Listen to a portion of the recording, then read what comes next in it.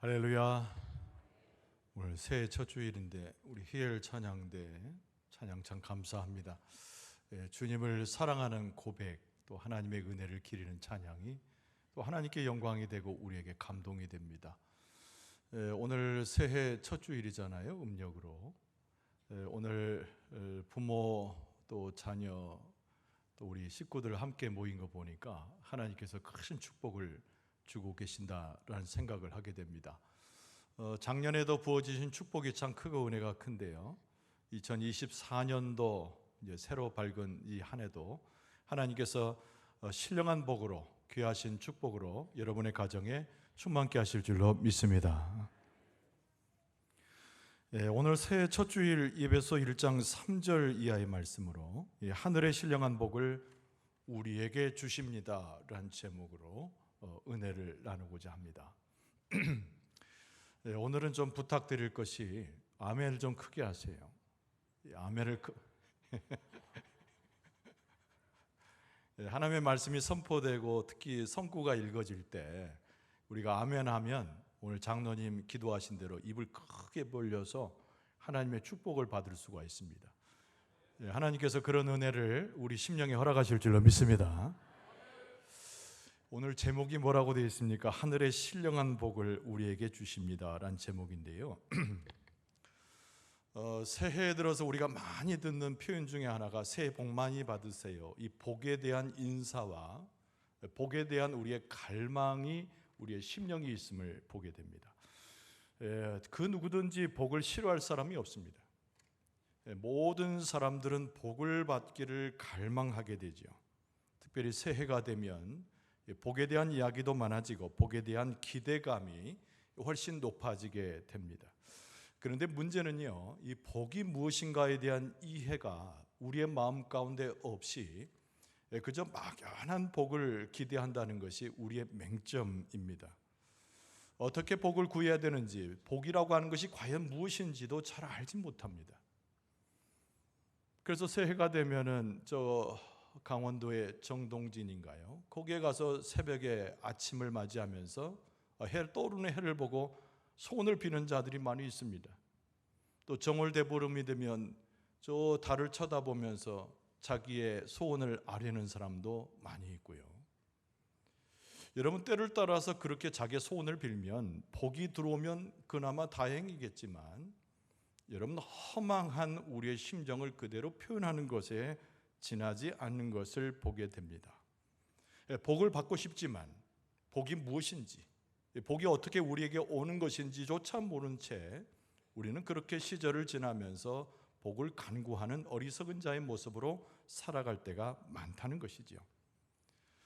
그러나 참 다행스러운 것은 또 하나님의 은혜인 것은 성경에는 하나님의 복이 무엇인지 또 어떻게 우리가 하나님 앞에 서서 그 복을 누리는지를 설명해 주고 계십니다. 오늘 본문의 말씀은 구약과 신약 전체의 가장 아름답고 그러면서 은혜로운 구절 중에 최고봉이라고 할 수 있는 손꼽히는 구절 중에 하나가 오늘 본문의 말씀입니다. 오늘 저와 함께 예배소 1장의 한 부분을 살펴보시게 되는데요. 놀랍게도 오늘 본문의 말씀은 한 문장으로 이루어져 있습니다. 사도 바울이 하나님의 은혜 가운데 복을 깨닫고 하나님 앞에서 복을 기대하고 고백하면서 아주 숨찬 목소리를 가지고 오늘 본문의 말씀을 한 문장으로 이어서 쓰고 있다는 것이죠. 오늘 본문의 말씀은 우리에게 무엇을 전해줍니까? 하나님은 복의 근원이 되신다는 말씀을 먼저 우리에게 선포하면서 하나님께서는 우리 가운데 복을 주시는데 그 복이 무엇인가를 우리에게 소상하게 가르쳐주고 있습니다. 축복의 말씀을 드리죠. 오늘 본문의 말씀을 통해서 2024년도에 받을 수 있는 하나님의 축복이 이 말씀을 통해서 여러분의 가정과 여러분의 개인의 삶에 충만하게 임하게 될 줄로 믿습니다. 오늘 본문의 말씀 첫 번째는 다른 것이 아닙니다. 복의 복을 주시는 하나님에 대해서 오늘 본문의 말씀은 쓰고 있습니다. 복의 복을 주시는 하나님. 오늘 본문의 말씀 3절은 이렇게 시작되죠. 찬송하리로다. 하나님과 우리 주 예수 그리스도의 아버지께서 그리스도 안에서 하늘에 속한 모든 신령한 복을 우리에게 주셨다라고 3절 말씀에 쓰고 있습니다. 여러분, 복이 무엇인가? 여기에 대한 우리의 적절한 답을 얻기 위해서 복이 우리 안에 들어와서 부요함을 맛보게 되는데, 이 부요함이라고 하는 것이 무엇인지 심령적으로 삶으로 체험하기 위해서 우리가 먼저 기억하고 되새겨야 할 것이 있습니다. 그것이 뭔고 하니, 하나님은 우리에게 어떤 분이시고 하나님은 과거에 우리의 삶에 어떻게 행하셨는가를 기억하는 것입니다. 여러분, 성경 전체를 통해서 하나님은 이렇게 증거하지요. 하나님만이 우리가 받을 모든 복의 근원이시다.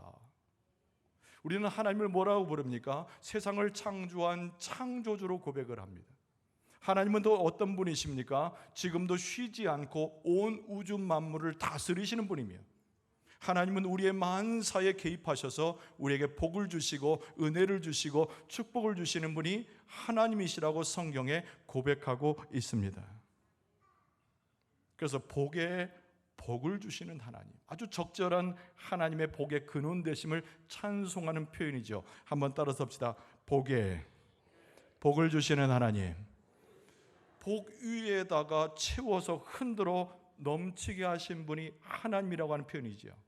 여러분, 성경 말씀 곳곳에 보면 하나님께서 복을 주시는 근원이라고 하는 증거의 말씀들이 많이 나옵니다.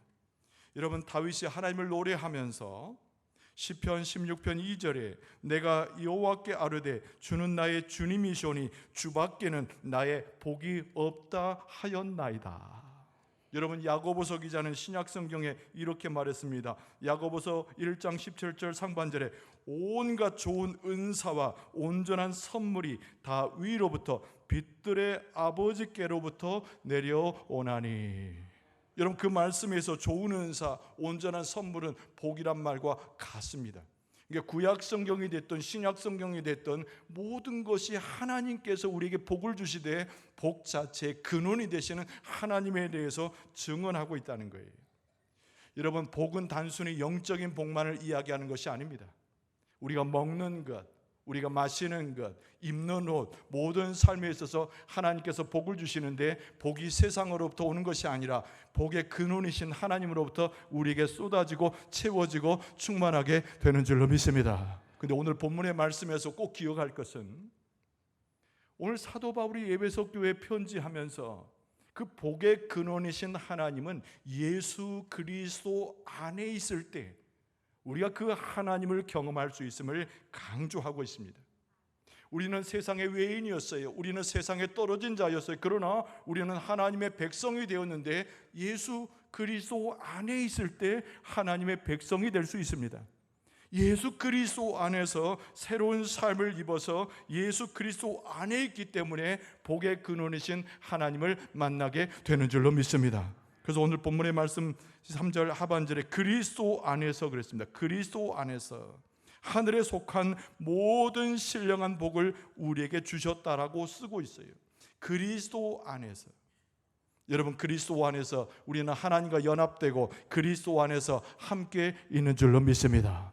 그리스도 안에서 우리는 삶을 살아가는 자들인데, 그리스도 안에서 하나님의 역사와 그 하나님의 축복을 만날 때 하나님께서 우리에게 모든 것을 부어주시고 넉넉하게 하시고 우리의 삶에 충만하도록 역사해 주시는 줄로 믿습니다. 하나님께는 부족함이 없어요. 하나님은 모든 것을 가지신 분입니다. 그래서 하나님께서는 우리들을 향하여, 예수 그리스도 안에 있는 우리들을 향하여 모든 것을 부어주시는데, 복의 근원 되신 하나님께서 오늘 또 우리와 함께 하시고 내일 또 우리와 함께 하시고 금년에도 우리와 함께 하시고 우리의 삶에 함께 하셔서 하늘의 신령한 복을 허락해 주실 줄로 믿습니다. 아멘을 크게 하는 자에게 복이 임할 줄로 믿습니다. 그리스도 안에서, 성령 안에서 하나님을 만나는 자는 당연히 하나님의 복을 받는 것이지요. 그런데 오늘 본문의 말씀은 우리에게 무엇을 가르쳐 줍니까? 약속된 세 가지의 복이 우리 가운데 있다는 것을 일러줍니다. 여러분, 첫 번째로 무엇일까요? 거룩한 삶의 축복을 말씀합니다. 매우 중요한 거예요. 여러분, 세 가지 복을 일렀는데 오늘 본문의 말씀에 첫 번째가 거룩한 삶의 축복입니다. 따라서 합시다. 거룩한 삶에 하나님의 축복이 임합니다. 오늘 4절 말씀해 보니까 곧 창세전에 그리스도 안에서 우리를 택하사 우리로 사랑 안에서 그 앞에 거룩하고 흠이 없게 하시려고, 이렇게 말씀하고 있어요. 하나님께서 복을 주실 때는 그냥 막연히 주시는 것이 아니에요. 하나님께서 우리에게 복을 주실 때는 이유가 있고 목적이 있는데, 여러분 4절에는 뭐라고 말하냐면 우리를 택하셨다고 그래요. 그리고 우리로 하여금 거룩하고 흠이 없게 하시려고 했다라고 오늘 본문의 말씀에 쓰고 있습니다. 여러분, 거룩이라고 하는 것이 무엇인가요? 도대체 거룩의 뜻이 무엇입니까? 여러분, 하나님으로부터 잘 구별되어져서 하나님 앞으로 더 나아가는 것이 거룩인 줄로 믿습니다. 근데 거룩의 반대말은 세속에 찌들려 있는 것을 이야기하는 거예요. 그런데 여러분, 세속이라고 하는 것은요, 많은 사람들이 그것을 즐거워할 만큼 화려하고, 세속이라고 하는 것은 우리에게 쾌락을 주는 것처럼 보이는 것이 세속입니다. 그러나 우리는 분명히 알아야 되는데, 눈을 뜨고 봐야 되는데, 깨달음으로 봐야 되는데, 세속의 끝이라고 하는 것은 허망된 것이고 하나님이 계시지 않는 폐망으로 치닫는 것임을 우리는 기억해야 됩니다. 우리가 거룩하게 산다는 것이 무엇일까요? 여러분, 우리가 거룩하게 산다는 것은 이런 세속을 따라 살아가는 삶의 반대로 구별되어져서 하나님의 뜻대로 살아가는 것이 거룩한 삶인 줄로 믿습니다. 하나님께 영광을 돌리는 것이에요. 아름다운 삶입니다. 순결한 것입니다. 온전한 것입니다. 새롭게 되어지는 것입니다. 근데 왜 우리가 거룩해야 될까요? 왜 거룩한 모습 속에 하나님의 축복이 임합니까? 레위기서에 의하면 하나님이 거룩하시기 때문에 우리를 또 거룩하라는 하나님의 명령을 따라서 우리는 거룩하고 하나님께 가까이 가고 하나님의 축복을 받아야 될 줄로 믿습니다. 그래서 우리의 삶은 거룩을 추구하는 삶이다, 이렇게 이야기할 수 있어요. 여러분, 사도 바울이 에베소 4장 22절 이하에 이렇게 말씀합니다. 너희는 유혹의 욕심을 따라 썩어져가는 구습을 따르는 옛사람을 벗어버리고 오직 너희의 심령이 새롭게 되어 하나님을 따라 의와 진리의 거룩함으로 지으심을 받은 새 사람을 입으라. 할렐루야. 이 속이 그 자체가 축복이고, 그런 삶을 누리는 곳에 하나님의 신령한 복이 채워질 줄로 믿습니다. 여러분, 교회도 마찬가지. 교회도 거룩한 교회가 되어야 됩니다. 근데 교회에는 한 가지 더 덕목을 붙이고 있는데, 교회는 그리스도 안에서 화평을 이루고 거룩하게 될 때 하나님께서 그 공동체 가운데 축복을 주신다고 말씀합니다. 여러분, 히브리서 12장 14절에 보면은 모든 사람과 더불어 화평함과 거룩함을 따르라. 이것이 없이는 아무도 주를 보지 못하리라. 할렐루야.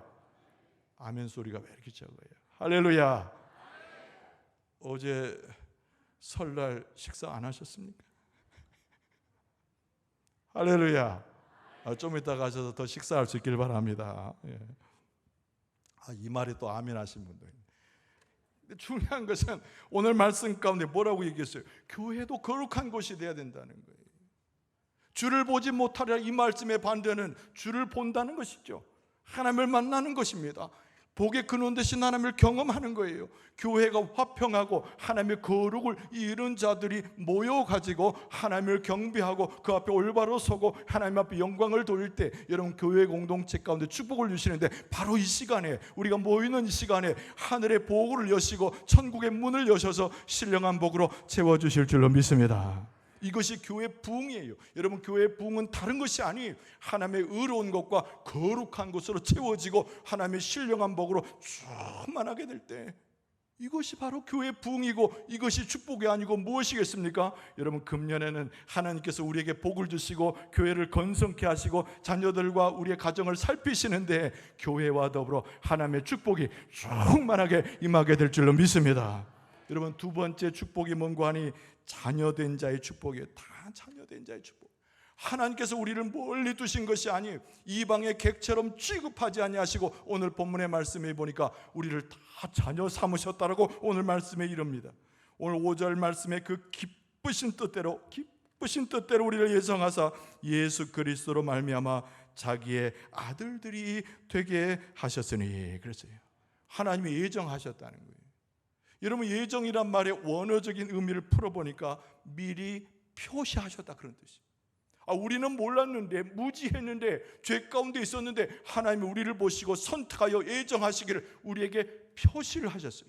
그 표시가 무엇인가 하니 너는 나의 자녀다, 내 아들이다, 내 딸이다. 하나님께서 그렇게 양자로 들으신 것과 같이 우리를 표시하시고 받아주신 줄로 믿습니다. 여러분, 양자라고 그러면, 입양됐다 그러면 우리는 괜히 껄끄럽지만 성경적인 의미로 보고 사도 바울의 표현한 대로 그 당시의 상황으로 볼 때 양자로 입양되는 것은 축복이에요. 여러분, 로마법에 의하면은 양자로 입양된 자는 원래 어머니의 모태로보다 난 자식과 똑같은 권리를 누립니다. 그래서 기록에 보니까 노예의 신분이었던 사람들이 이방이 되어서 실제로 황제가 되고 그리고 귀족이 되었다는 기록이 많이 나와요. 여러분, 우리가 잘 아는 그 황제 중에 황제, 이 로마의 황제 중에 누구입니까? 마르쿠스 아우렐리우스라고 하는 사람을 여러분 들어보신 적이 있을 거예요. 여러분, 그 사람도 노예였어요. 근데 이방되어서 어디까지 올라갔습니까? 로마에서 정말 기억하고 칭송할 만한 황제의 모습까지 올라가게 됐다는 거예요. 여러분, 우리는 하나님의 자녀로 하나님께서 미리 예비하셔서 예정하셔서 우리를 다 부르셨는데, 예수 그리스도를 믿고 예수 그리스도의 십자가를 통하여 예수 그리스도의 피 흘림의 구원을 통하여 하나님의 자녀로 입양되어서 황제보다 더한 하나님의 축복을 받게 되는 줄로 믿습니다. 선포하신 거예요. 내가 너희들을 예정했다고 선포하신 거예요. 너희들은 다 나의 아들들이 있다고 선포하신 거예요. 누구 때문에?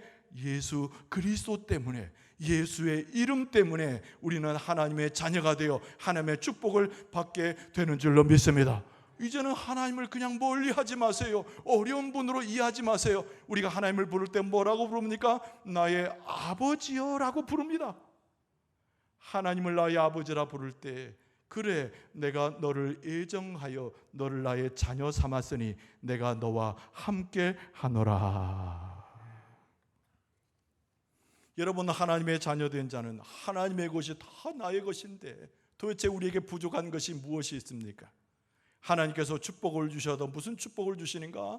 우리를 자녀 삼으셔서 아버지가 목숨을 내어놓고 다 주시기까지 하늘의 신령한 복으로 우리의 삶에 채워주시는 줄로 믿습니다. 여러분, 세 번째 마지막으로 그 사랑의 축복이 뭐냐면 하나님의 사랑의 축복이라는 거예요. 오늘 본문의 말씀 6절에 보니까 이는 그가 사랑하시는 자 안에서 우리에게 거저 주시는 바 그의 은혜의 영광을 찬송하게 하려는 것이라. 여러분, 근데 이 사랑 얘기를 할 때 우리 사랑 얘기를 앞세우면 안 돼요. 오늘 본문의 말씀은 하나님의 사랑을 말씀하고 있습니다. 사랑은 어떤 식으로 우리는 감정으로 이해할 때가 많이 있습니다. 남녀의 관계라든가 부모 자식 간의 관계라든가 친구의 관계라든가 어떤 감정을 표현할 때가 많이 있는데, 하나님의 사랑은 그런 것이 아니, 감정과 상관이 없이 우리의 유익을 위해서, 하나님의 자녀된 우리의 유익을 위해서 예수 그리스도께서 십자가에 죽으신 희생의 사랑이 하나님의 사랑인 줄로 믿습니다. 그래서 로마서 5장 8절에 보면은 우리가 아직 죄인 되었을 때에 그리스도께서 우리를 위하여 죽으심으로 하나님께서 우리에 대한 자기의 사랑을 확증하셨느니라. 그런 거죠. 여러분, 근데 오늘 본문의 말씀에는 그 놀라운 하나님의 사랑이 우리 가운데 들어오는데, 오늘 표현 보니까 아주 감동적 표현이 그냥 주신다는 거예요. 거저 주신다라고 오늘 말씀에 쓰고 있습니다. 6절 중반절에 우리에게 거저 주시는 바. 여러분, 예수 그리스도께서 십자가에서 피를 흘려 우리에게 생명을 주시고 하나님의 사랑을 확증해 주셨는데, 하나님께서 축복 가운데 우리를 하시는데 값으로 계산할 수 없는 그 하나님의 사랑이 우리에게 거저 들어온 바가 되었다는 거예요. 할렐루야, 할렐루야.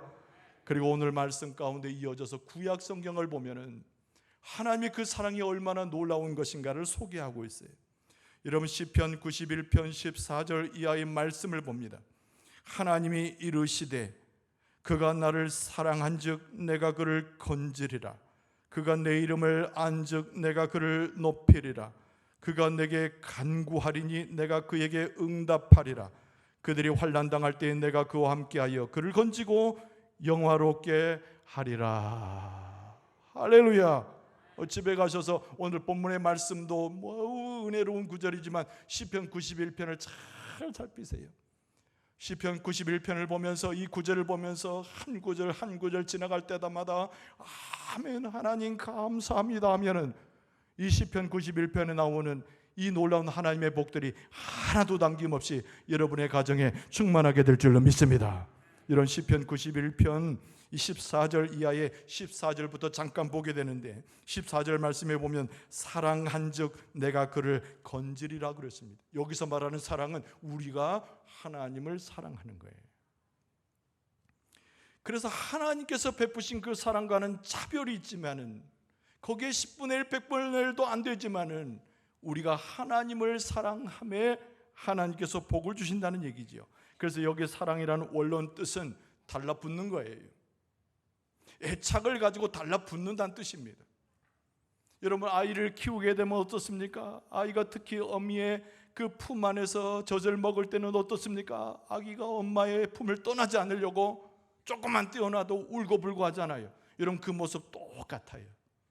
우리가 하나님을 사랑하는데 어떻게 사랑합니까?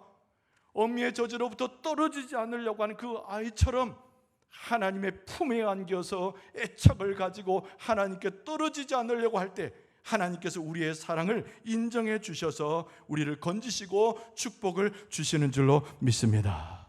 보호하신다는 거예요. 건지신다는 얘기는 아이가 떨어져서 잘못된 곳으로 가지 않도록 보호하신다는 거예요. 지켜주신다는 거예요. 여러분 우리의 하루의 삶을 살면서 우리는 무슨 일을 만날지 내일의 삶에 어떤 일을 경험할지 모르겠으나 그러나 걱정하고 근심할 필요가 없습니다. 우리가 하나님을 사랑하여 하나님의 품에 들어가게 되면 하나님의 품을 그리워하여 떠나지 않으면 하나님께서 건지시는 놀라운 보호하심의 축복으로 함께 하실 줄로 믿습니다. 여러분 두 번째 축복이 무엇이에요? 14절에 내 이름을 안즉 내가 그를 높이리라. 할렐루야. 하나님께서 그렇게 말씀하신 거예요. 내 이름 여호와 당신의 이름을 우리가 알면 하나님께서 우리를 높여주신다는 말씀입니다. 여러분 어떻게 알아요? 우리 여호와 이름을 모르는 사람이 없습니다. 밖에 나가도 예수님의 이름 모르는 사람이 없어요. 우리가 새해에 이렇게 예배 드릴 때 우리는 하나님을 찬송하며 밖에 있는 사람도 하나님의 이름을 모르는 사람이 없어요. 여러분 그 안다는 것이 아닙니다. 여기서 말씀하고 있는 하나님의 이름을 안다고 하는 것은 깊이 체험하는 것을 이야기하는 거예요. 하나님의 손길을 만져보고 하나님의 품에 들어가서 고동치는 소리를 들어보고 하나님과 동행하여서 하나님과 엉켜서 우리의 삶을 살아가는 체험, 그것을 안다라고 이야기하는 거예요. 우리가 하나님과 동행하는 삶, 하나님과 안다라고 하는 체험의 고백이 있을 때 하나님께서 축복해 주시는데 내가 그를 높이리라. 이 높인다는 것은 무엇의 의미인가? 어원적으로 보면 아무 적군도 침략할 수 없는 천혜의 요새 위에다가 우리를 올려주시는 장면을 연상케 하는 것입니다. 여리고 성이 위대한 것이지만 무너지는 성이었어요. 그러나 하나님이 세우신 요새는, 하나님께서 세우신 성은 난공불락의 성이고 그 어떤 사탄 마귀도 건들 수 없는 성인데 우리가 하나님을 알고 체험하고 그 안에 있더니 하나님께서 축복을 주시는데 그 성 위에 나를 세우시사 나를 안전하게 하고 하나님께서 우리를 복되게 하시는 줄로 믿습니다. 여러분 또 하나 축복이 뭐냐면 오늘 시편 91편의 15절에 보니까 간구하리니 내가 그에게 응답하리라. 어쩌면 그렇게 세상에 있는 사람도 그렇고 그리스도 안에 있는 사람이라고 말하는 사람도 하나님 앞에 간구하지 않는 것입니까? 왜 기도하지 않는 것입니까? 왜 하나님을 찬송하지 않는 것입니까? 왜 감사하지 않는 것이기 때문입니까? 왜 하나님 앞에 나오지 않습니까? 하나님 앞에 나오지 않기 때문에, 구하지 않기 때문에 삶에 하나님의 응답이 당연히 없는 거예요. 다른 성도는 모릅니다. 다른 교회는 모릅니다. 그러나 우리 교회 공동체에 속한 우리 성도들은 기도하고 애쓰고 간구하고 하나님 앞에 늘 나가는 하나님의 백성들인 줄로 믿습니다. 여러분 하나님 앞에 나가기만 하면, 간절히 소원하고 간구만 하면 하나님께서 들어 응답하여 주셔서 문제도 해결해 주시고 우리 가운데 고난에서 구원을 받게 하여 주시고 우리의 삶의 족적을 통하여 하나님의 기적의 역사를 베풀어 주실 줄로 믿습니다. 여러분, 시편의 이 말씀이 오늘 본문에 나오는 신령한 복의 중요한 의미로 구약 성경에 연결되어져 있습니다. 새해가 밝았어요. 음력으로 새해가 밝았어요. 여러분, 새해 첫 주일 예배드리면서 우리는 무엇을 기억해야 합니까? 때로는 우리가 스스로 이렇게 말할 때가 있어요. 내가 과연 축복을 받은 사람인가? 하나님이 나를 사랑하는 사람인가? 이런 질문을 할 때가 많이 있습니다. 여러분, 걱정하실 필요가 없어요. 그런 생각을 할 필요가 없어요. 하나님은 우리에게 가까이 계셔서 나를 누구보다 잘 아시며 내 형편을 좇아서 세상에서 만날 수 없는 신령한 복을 우리 가운데 채우신 분이 우리 아버지 하나님이신 줄로 믿습니다. 간절히 구할 때 나를 외면치 않으실까 걱정하실 거 없어요. 오늘 본문의 말씀과 연결되는 시편에서도 우리가 간절히 하나님께 구하면 우리를 택하신 그 하나님께서 우리에게 축복을 주신다고 말씀하고 계시는 줄로 믿습니다. 하나님께서 우리를 택하셨어요. 무엇보다도 예수 그리스도를 통하여 우리를 자녀 삼으신 줄로 믿습니다. 우리를 입양하시고 우리를 축복하시고 우리와 함께 하신 분이 우리 아버지 하나님이신 줄로 믿습니다.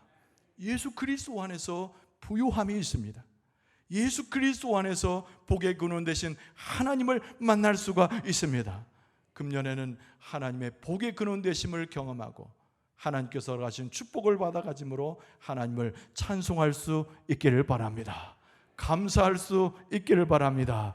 은혜가 넘쳐나길 바랍니다. 이 땅에 비록 살아도 하나님의 나라와 잇대어져서 하나님과 동행해서 예수 그리스도의 뒤를 따라가는 복된 삶을 살 수 있기를 바랍니다. 하나님은 신령한 복을 준비하셔서 우리에게 예비하시고 약속하신 대로 부어주시길 원하고 계십니다. 하나님 앞에 오늘 첫 예배를 드린 여러분, 그리고 앞으로의 삶 가운데 하나님을 높이는 여러분, 하나님께서 여러분의 가정과 자녀들에게 우리 교회에 하나님의 축복을 허락하여 주실 줄로 믿습니다. 신령한 하나님의 복을 내리시는 하나님의 역사 다시 한번 기억하면서 그리스도 안에서 그 축복을 받는 길을 걸어가는 여러분과 저의 모습 되어줄 수 있기를 주의 이름으로 축원합니다.